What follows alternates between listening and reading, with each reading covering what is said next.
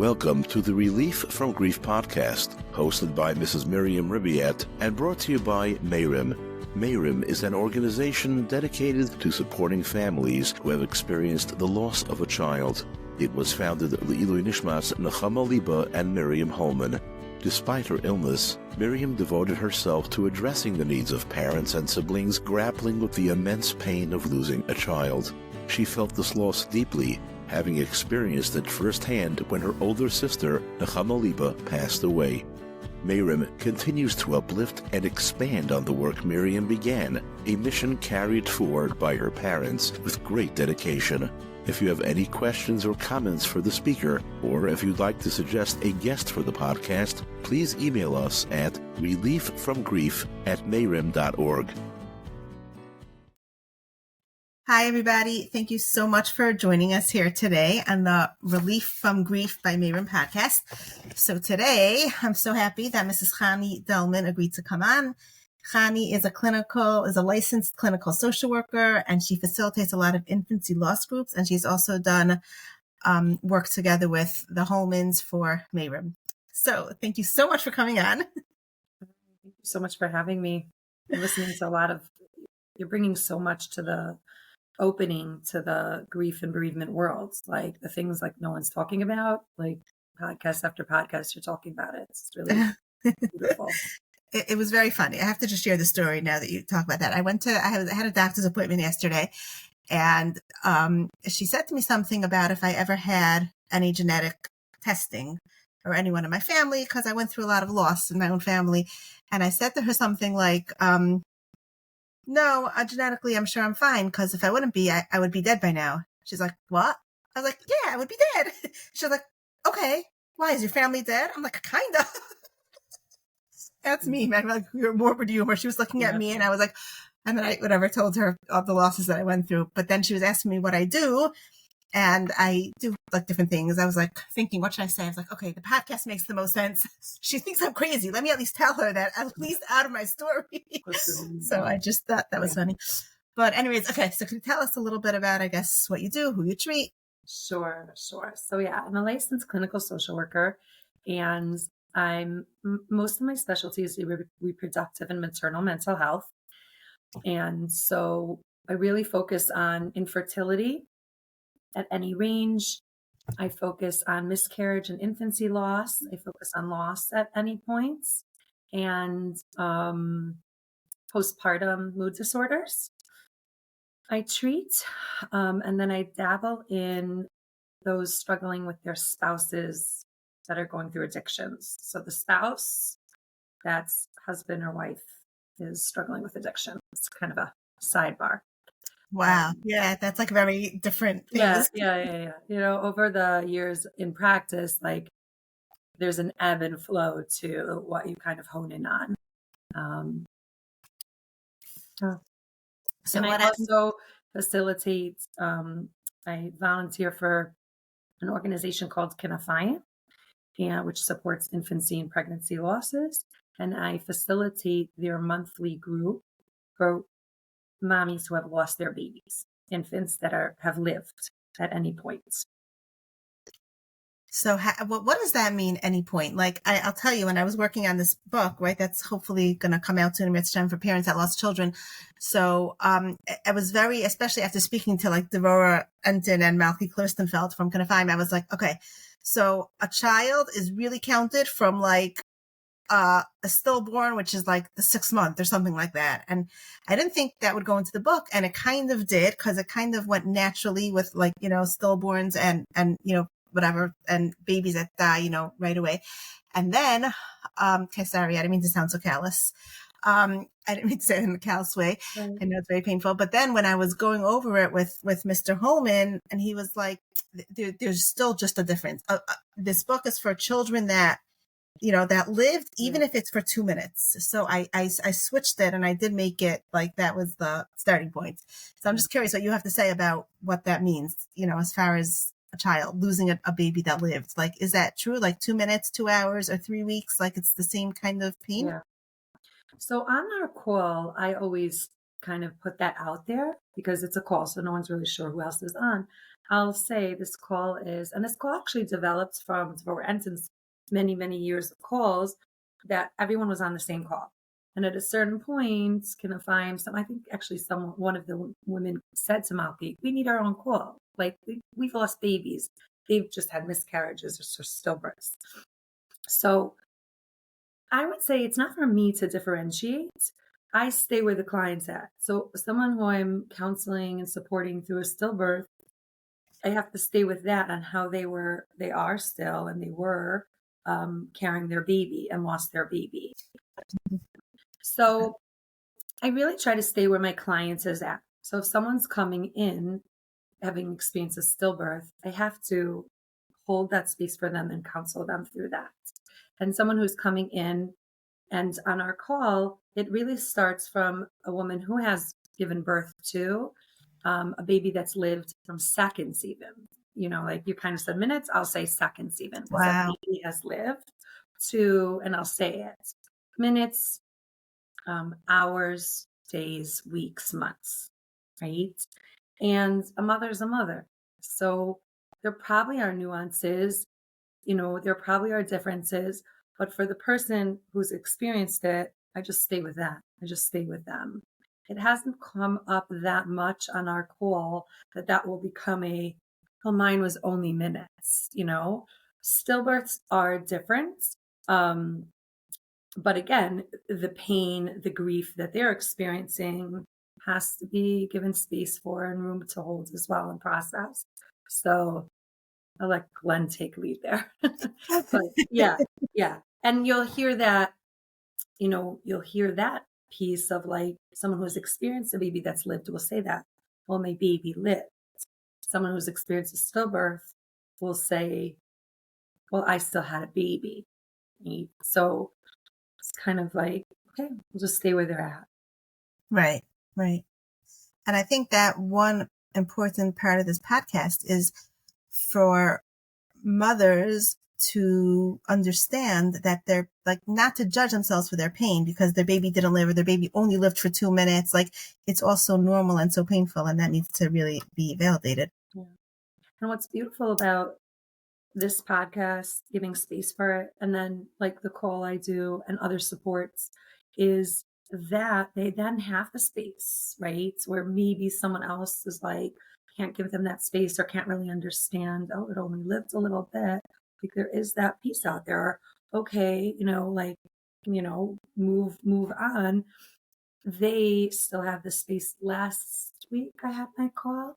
There was a woman who came on, she had lost 10 years ago of a baby. And I was just like so happy. She's like, oh, I was touching base and I just wanted to come on. And I'm like, amazing. Like, let's give space to your baby. And you can be mechazik the other women on the call and give support to them. Wow.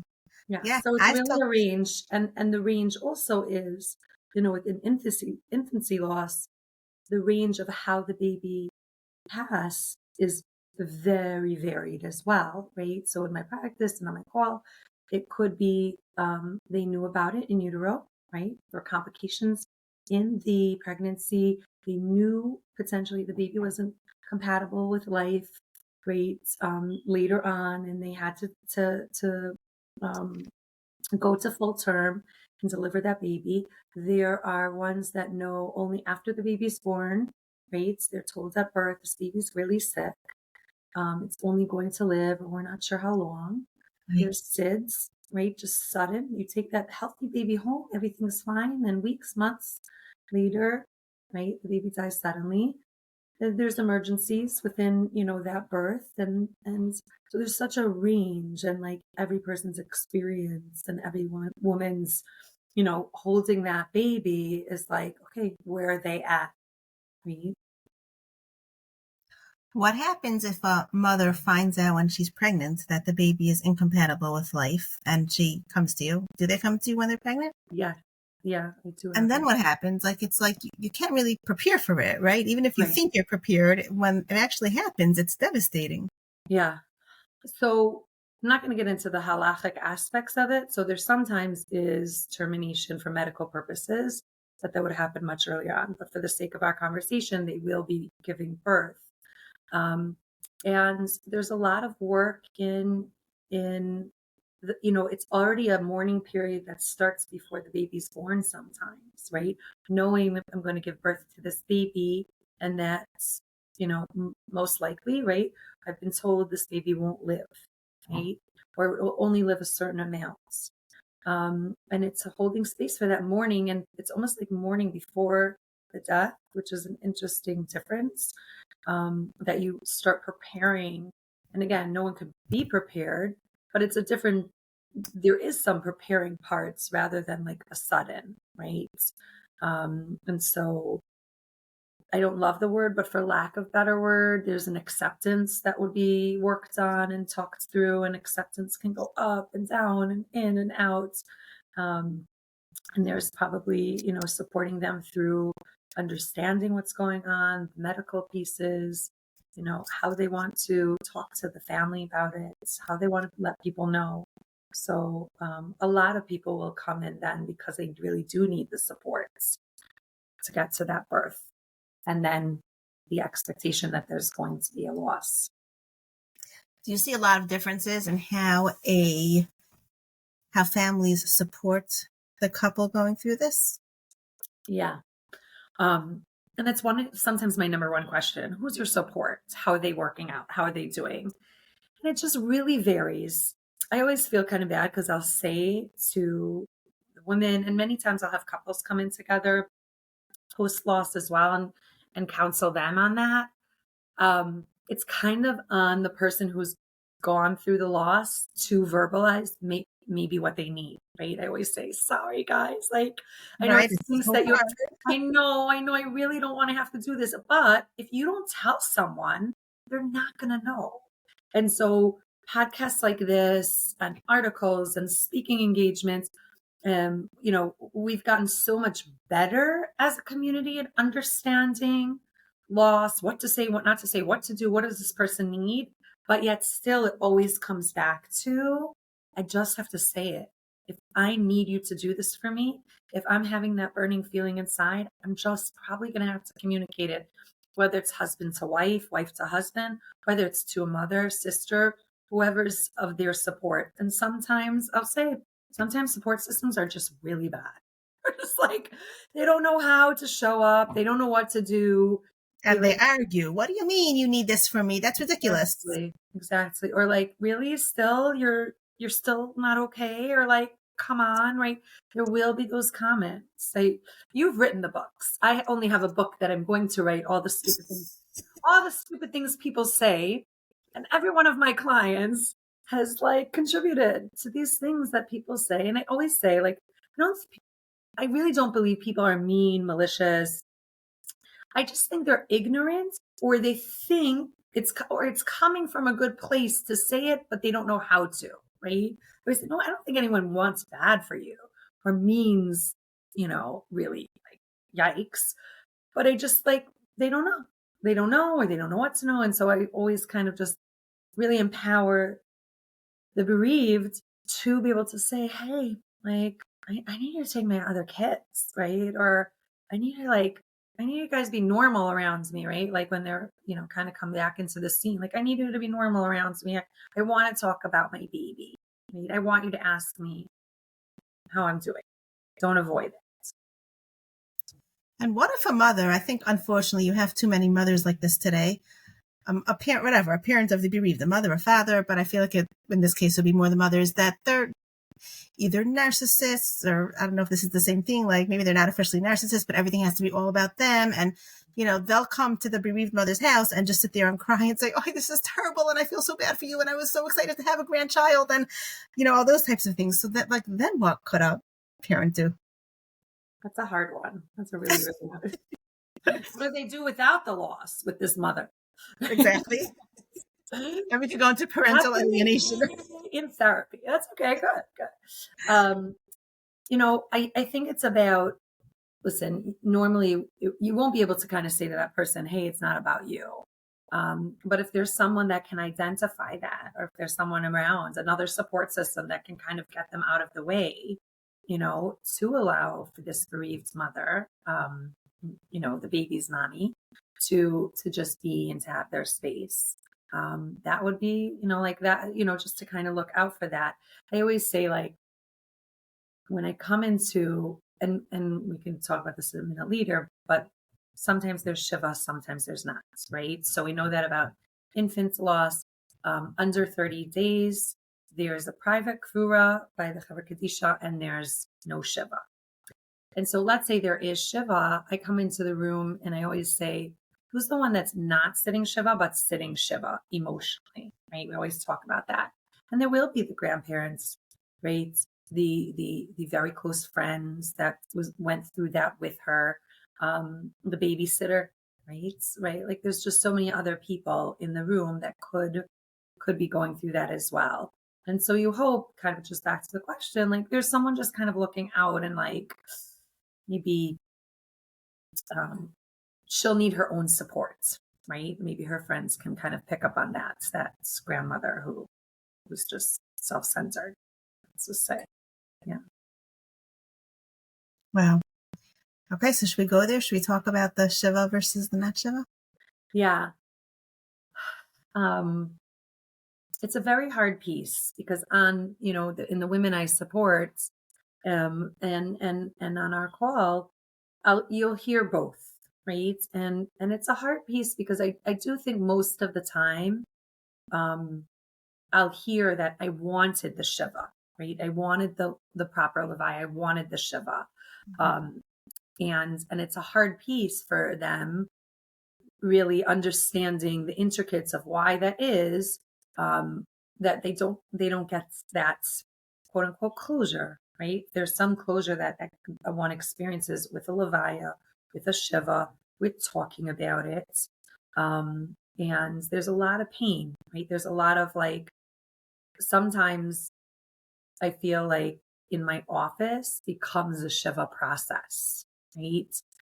We do it together, allowing that couple, whether it's the mother or the couple together, to have that experience of mourning and to have that experience of talking about their baby.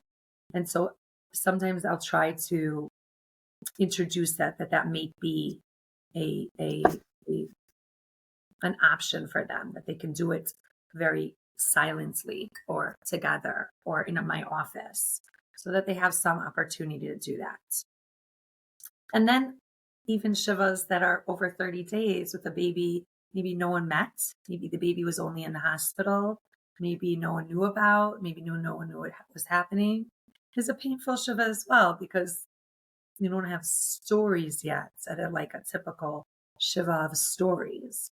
So I know one mother said to me, it was actually the grandmother that said to me, but the baby that died was maybe 18 months or something. She said, so what? We say that, oh, he said 25 words by the time he was 18 months. He must have been brilliant. Like, it sounds so petty and so silly, but what do you say?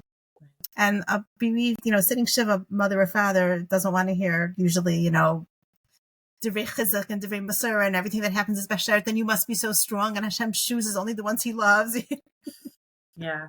I actually just could go there for a minute. I actually asked this past week on my call, what would you want me to share? Like, I'm doing this podcast.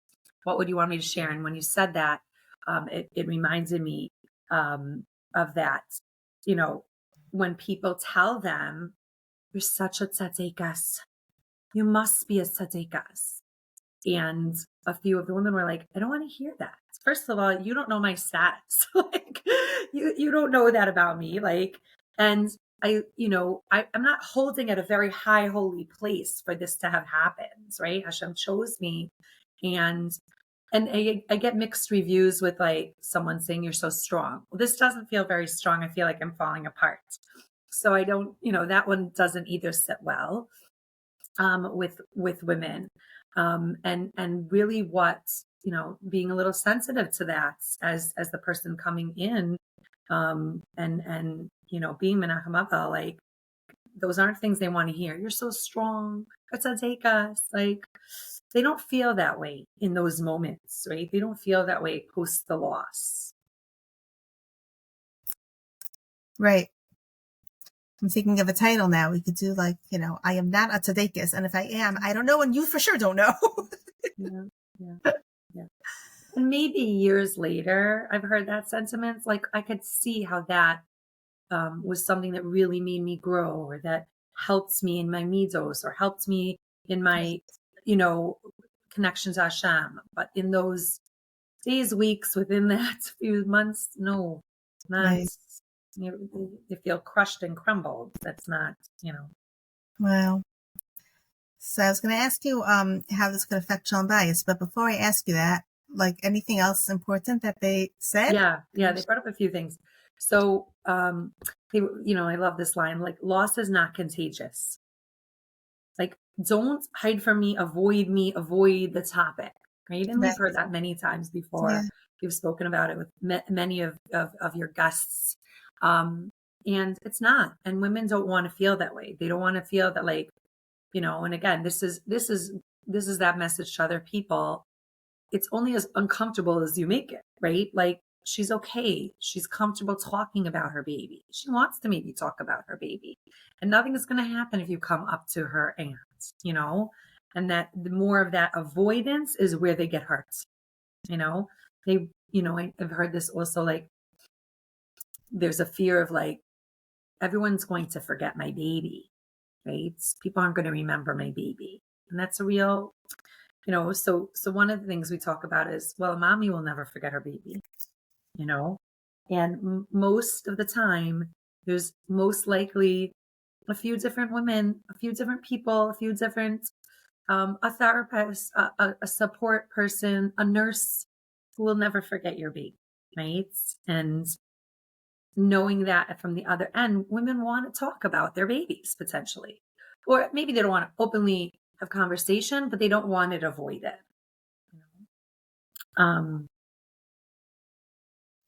I spoke to a woman that lost her baby, and I think it was a few weeks later, her sister-in-law, I think it was, had a baby, a boy, the same gender. And 13 years later, she was struggling with it. She's like, did everyone forget that I have a baby, a child the same age? Like, it was very hard for her. Like, everyone forgot. To them, life moved on. It was a baby. He didn't live more than however long, but he would be having a bar mitzvah also now. And it was very, like, she was in a lot of pain 13 years later, and she felt like she had, like, no place to go with it, because who's listening to something that happened 13 years ago? And whatever, when you say that, it, like, yeah, like, it's so hard. That is one of the things also they shared, that they are at, whether, and here we have Purim coming up, or whether it's a sitter play, whether it's a bar mitzvah, an upsharon, they are following the milestones of the other babies that were born at the same time as their baby. They're following those milestones.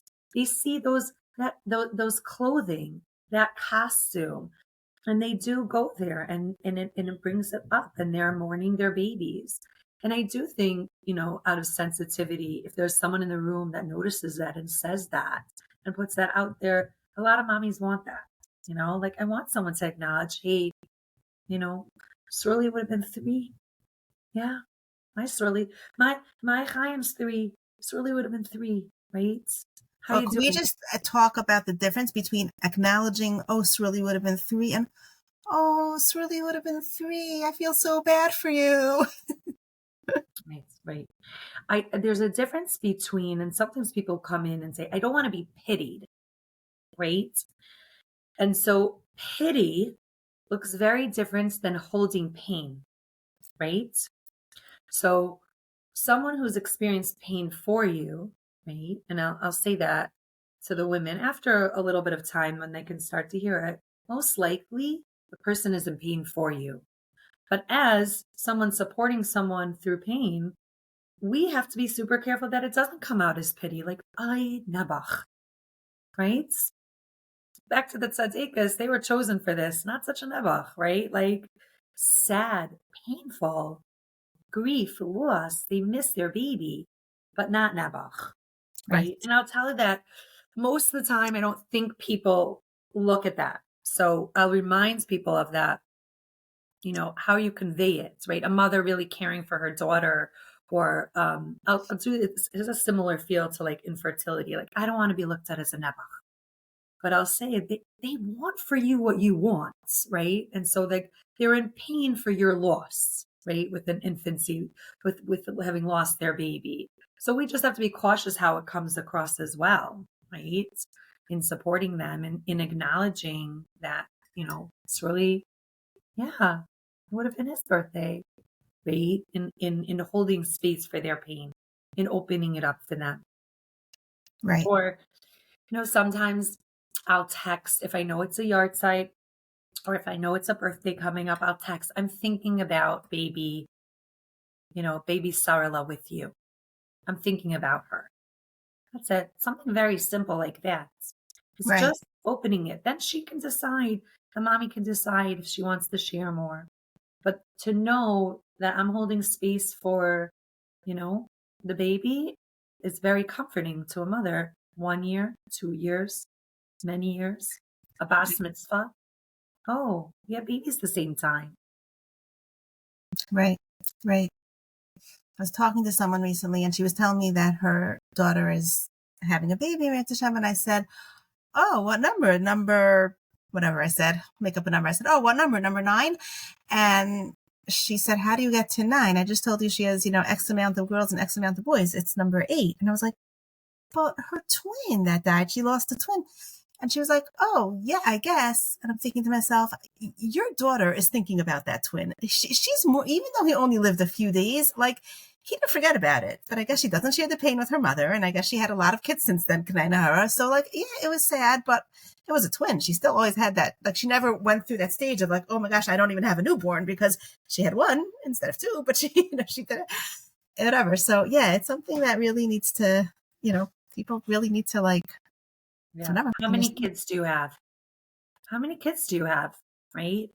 And that topic has come up so many times with the women I work with the couples, like, what do you want to say? Backing up the job, one thing I'll say about grief and bereavement, and we know this in the community, there are no rules, right? I always say, put your hands over your heart. What feels right to you? What feels right to you? And so as long as within their functioning range or getting up in the morning, I'll joke around. I'm like, did your kids get out to school today? Were they dressed? Yeah. I'm like, you're doing great. Did you give them some food on the way? If not, someone will give them food. We're good to go, right? There's no rules to it. And so some of these things are so individual. How many kids do you have, right? What do you want to share? And who is that random, I don't know you? Maybe I'm only going to say my 5, right? But someone I feel a little more connected to, or I'm just feeling that I want to talk about, Srili. Hi, I'm Sarala. I'll say, yeah. And this I heard once and I love it. And I hold a lot of space for this. I have 5 on Aretz and 1 in Shemayim, which is a beautiful sentiment, right? I have 5 here and 1 in Shemayim. And again, the more comfortable, But again, some people might just, but I love how you were able to point out to that mother, like, your daughter's count is 10, not 9, right? Yeah. Right. Totally. Yeah. Anything else that they shared with you? Just going over here. Oh. I think what they said, like, post the Shiva or post the loss, like, the texts or the condolence cards were appreciated, Right. like, I'm thinking about you, or I know you've gone through a lot. I love also when someone can acknowledge later on, right? Not just acknowledge about the baby, but do something for that, right? I think Glenn spoke about this, like post Shiva. I got your carpools, right? I'm going to take care of dinner for you, right? Women, like, don't forget also, depending on when the loss was, this is also a mother who is postpartum. Right. So right. Coming home from a hospital, if the baby had died in the hospital without a baby, is so, so painful. But she's also a postpartum woman, right? Having gone through maybe recently or maybe a week or 2 ago, labor and delivery, right? And she needs to be taken care of, right? She needs the same kimpiter time, right? And the caring for that others need. And even after that, right? Right. A month later to call a friend and say, do you want to go out for lunch? My treat. send her, a spa package, right? Just things like that. And to the couple as well. We can get to husbands and wives. And I think you brought the Sean bias question, but then we tabled it. But I want to just also say on this, what you're saying, that it's funny because I was just rereading the book, the part that I wrote for the friends. A woman could feel like it's very important how you say it. If you say, "Oh, you're going through such a hard time. What could I do for you? Or could I go to the store for you?" They might be like, "No, I'm good." But if you say very targeted, "I'm in the store now. Do you need bread or cheese?" They might say, "Oh, I don't need bread or cheese, but I really need cream cheese." Or, "I'm going to be in the neighborhood anyways. I know Tuesday's your carpool day. Can I do it for you this week?" Like that comes across as oh, thank you. No pity. Right. And that's, yeah. One other thing that I wrote down was, kind of back to that loss is not contagious, that if a woman is opening up or if a couple is talking about their baby, go with it, stay with them, and not try to, one of the women's like, "I learned it's not so socially appropriate to talk about dead babies." Right? But that's so sad. Right? Why? Right? And then, talk about the humor and, in it, but why not? Why can't we socially appropriately talk about a baby that has died? Why not? Why can't we give space to that baby? Totally. So you had asked about Sean bias. Repeat the question, just so I asked you really how this affects Sean bias, both for good and for bad. But really, what I really want to say is, what happens if one of the spouses are an addict? Oh God. I think if that's ever happened, you're just collided my specialties together. I'm sure it's happened. Yeah. Unfortunately, there's a lot of addiction. Yeah. Or the loss leads to addiction, right? Like they become, find their coping mechanism. Right. How affects Sean bias? So I really think it can go either way, right? We see, and I can't give a percentage to it, but we see both. We see couples that can fall apart, crumble because of through a loss. And we see couples that become stronger and more bonded. And when I do work with couples, I'll have to educate them a lot on the differences between male and female, between husband and wife, that your grief is going to look, right? No rules here. Your grief will look very different than her grief. And his grief will look very different.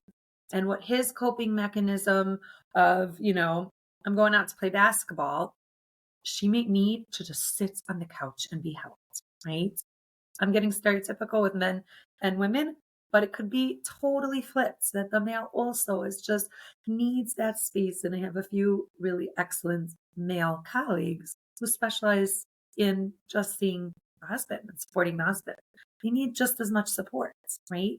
In different ways. And so the same to that guy's best friend. Hey, how you doing?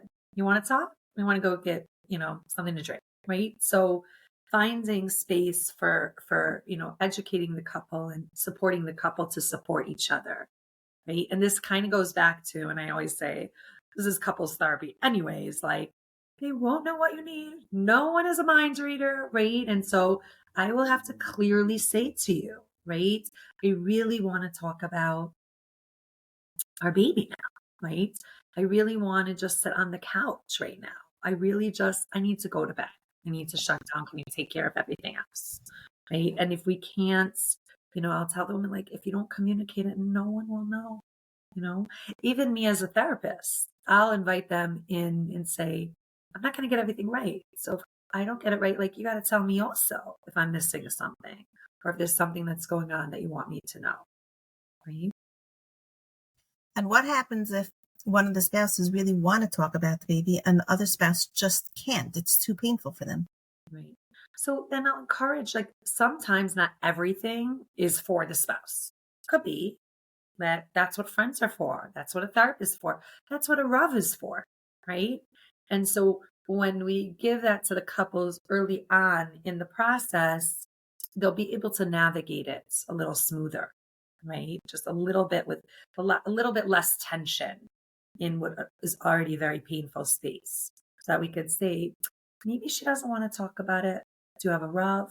Do you have your best friend? Maybe your brother. You could just go schmooze with him, right?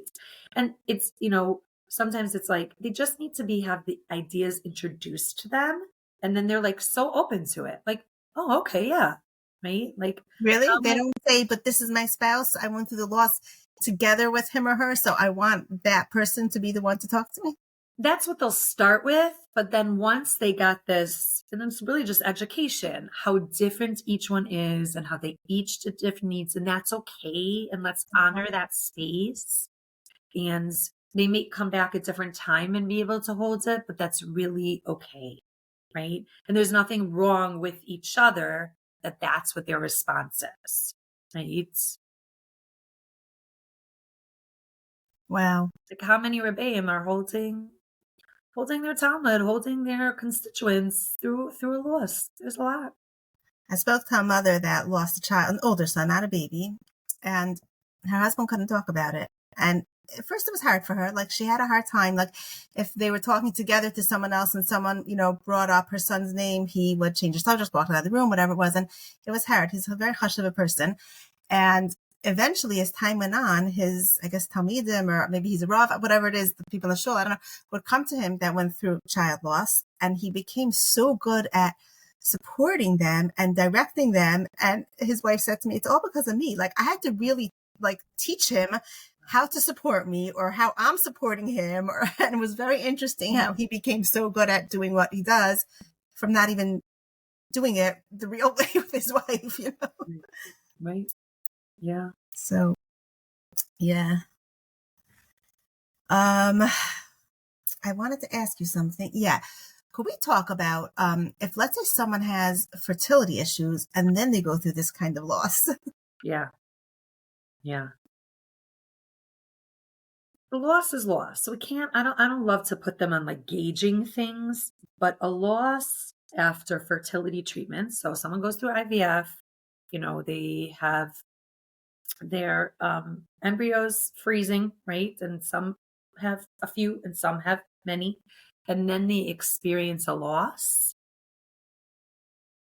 It's rough, right? So again, not comparing losses. You're still losing a baby. Right.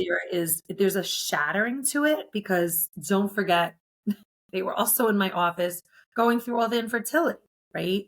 So it's really, really, there's more of a, maybe I want to use the word devastation that comes with it rather than, again, I don't love. Is it feeling a little bit like hopeless that my dream is never going to materialize? Yes. Like other mothers that have had babies know that they could still have their dreams. Yes. Yes. So not only could I not get pregnant on my own, right? Did this not work normally the way the regular people do?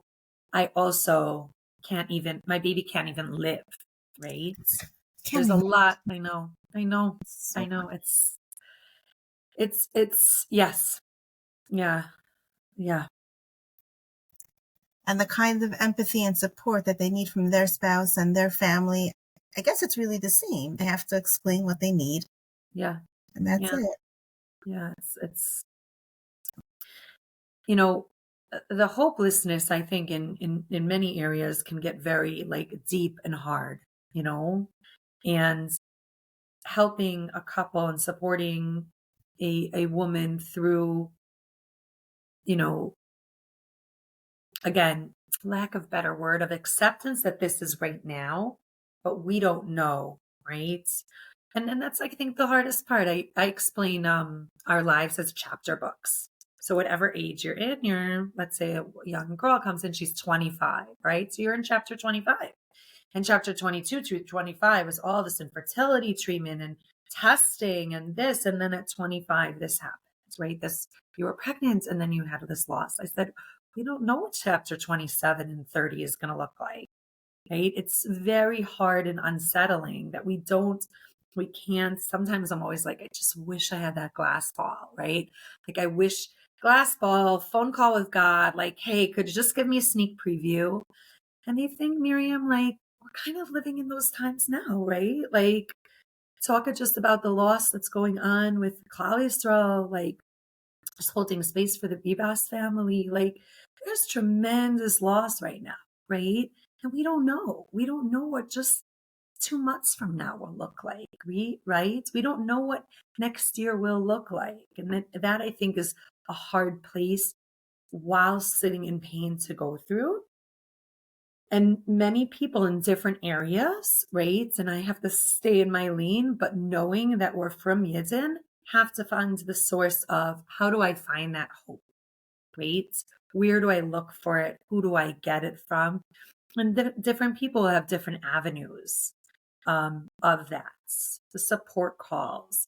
Maybe they are continuously needing, right? And this isn't something we would say to them, but this is something they would maybe come to. Like maybe they want to actively be working on their emunah, right?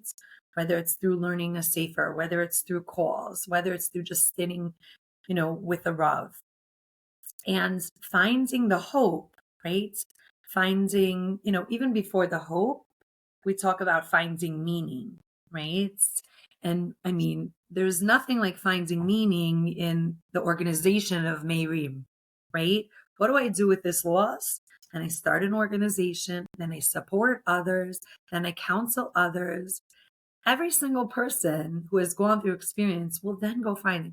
I heard something so beautiful. One woman who lost her baby, she started a bris gamach. One woman started a bris gamach.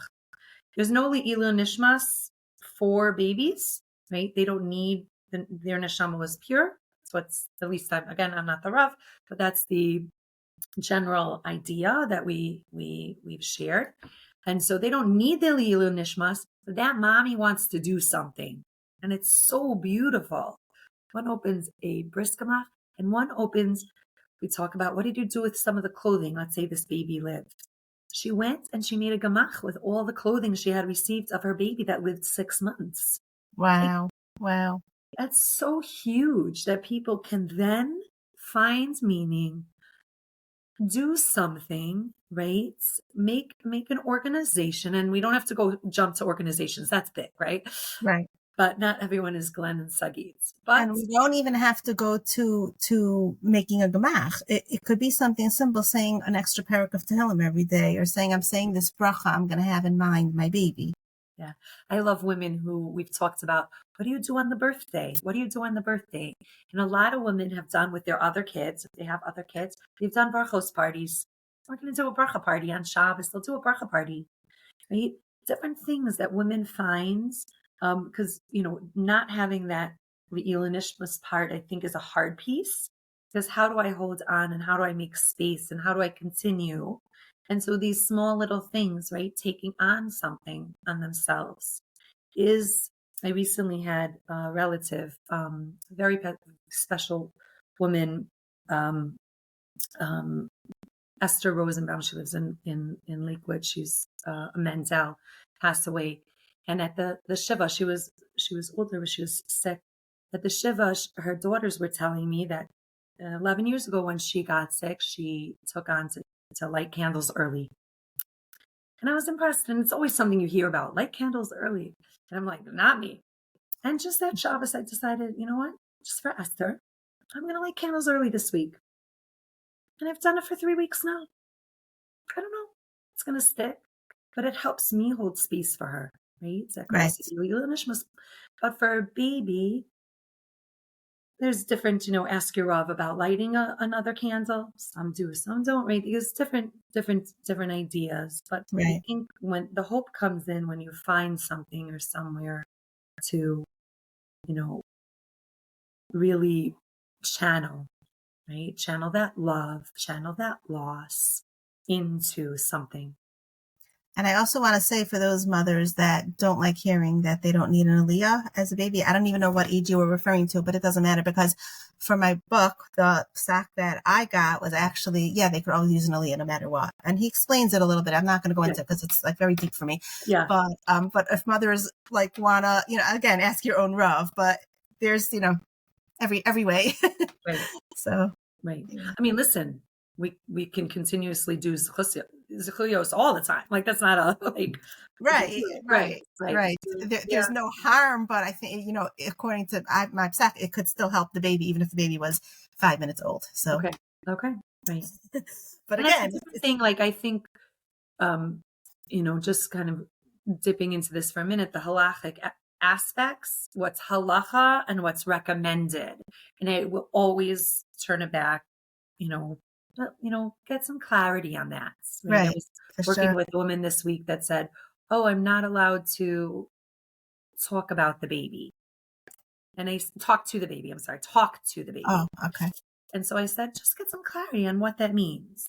Talk to the baby or daven to the baby, right? Like, you can't daven to the person that's dead, but we ask them to be a melitz yosher, like all those things. When women say it, I just want to make sure they have clarity on it and it feels good for them and comfortable, and deciphering, like I'll always support women and just decipher what's halacha versus recommended, what you want to do. And that's where the not a lot of rules come in. There's not a lot of rules, right? Wow. Okay, so before we end, I want to ask you if there's anything that we, didn't cover, but I just want to share this with you because I think you might like it. I don't know, for me, it made a lot of sense. I was actually an Amuna shir or whatever, but the speaker was saying, he was quoting, I think it was a Goyish author even, I don't know, but about back to the empathy, don't say oh, how are you? How are you doing? But how are you today? And I felt like that one word just changes the whole tone and the whole meaning of the sentence. So I think that's I don't know, that touched me. I wanted to share that. Yeah. And I love that because lately I've been having this conversation with several different people, the how are you? And great. What do you Baruch Hashem, good. In all honesty, I'm having a hard day. Right. So I love that how are you doing today is so targeted. One thing I would add that the women said, I do think I've asked many times, what has brought you comfort? And I think that what has brought you comfort? Oh, okay. What's brought you comfort? And I think the idea that they know, again, not initially, this is hard for anyone to hear in the moments, right? But with time, right? And although it's the worst saying, it's actually true. Time heals. Right? There's a healing process. And again, it ebbs and flows like acceptance. It ebbs and flows like amuna. But time does. So when I have a woman on the call who's some people get on the call 1 week post the loss. And then there'll be other women on the call that will just be able to say, you won't feel like this in 6 months. You won't right now feel it. You're going to feel it. But the idea of I can't go on. I don't know how I'm going to manage. How can I live? Are very raw, right away feelings. And then that time and what everyone has to do during that grief and that mourning period, it keeps going, right? We know that about it. It's not, there's no end to it. It's going to come, right? It's when it's going to come.